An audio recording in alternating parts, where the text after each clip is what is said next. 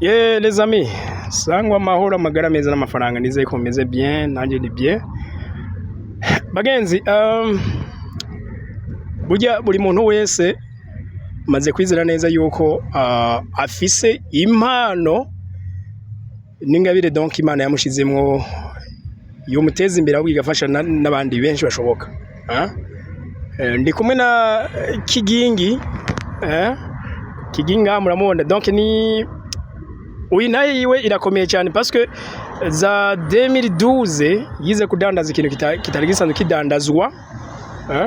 Abantu benshi donc ibya comedy bahora bibona bisa nk'ari we bitanguye kubera ko abari bahari buryo babikora wasanga babivugira mu radio niki mugabo yaravyize, donc uyu yaciye kubikora mu buryo buri professionnel, naco gituma no munsi dora doja mu biteramo vyiwe tukaryoherwa.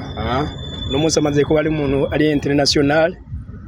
Ikibazo ni iki rero, je impano yanje na passion yanje murabona ndayikoresha ibinyene, ndayikoresha muri journalism. We nawe ikoresha iki?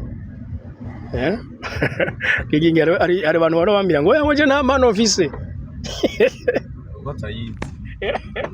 Kwatayizi no kwicara kiyumvira irondera irahari igomba kubihari. Okay, bagenzi, nuko reka tubipfurize kugira amahoro amagara meza n'amafaranga 2026. Ukwiye kugira umwaka wo kwiratrapa nimba warakoze byinshi bikanka. Ngiye ajya kuri limitere.